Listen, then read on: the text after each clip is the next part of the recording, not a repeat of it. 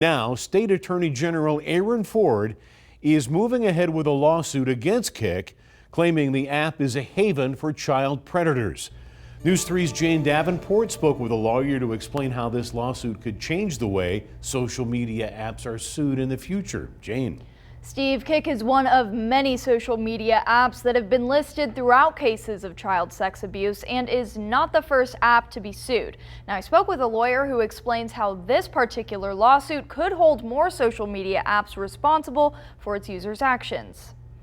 The AG is arguing that it unlawfully targets minors and puts them at risk. Former prosecutor Neama Rahmani explains how the Attorney General's lawsuit against the messaging platform Kik and its parent company of MediaLab is written in a way to change the guidelines for future lawsuits. And it all starts by keeping the case here in the state of Nevada. There are federal laws that really protect these social media apps and media companies from liability. And we're really talking about Section 230 of the Communications Decency Act. Section 230 has been used in several cases to protect online platforms from being held liable for what its users post or do on the apps.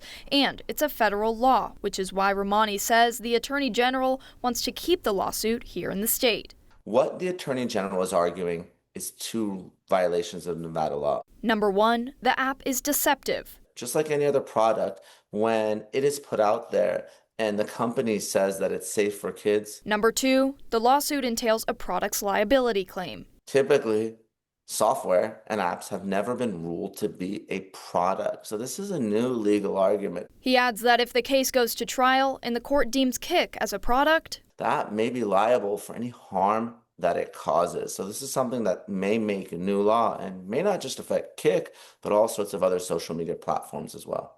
Overall, the lawsuit is aimed at protecting the children of Nevada and claims that, quote, at present, Kik remains one of the most severe threats to minors currently in operation. Really, this is about protecting the people of Nevada and the children of Nevada. It's not necessarily a money-making lawsuit, although a judge or jury may award money. They really want to change the way Kik does business.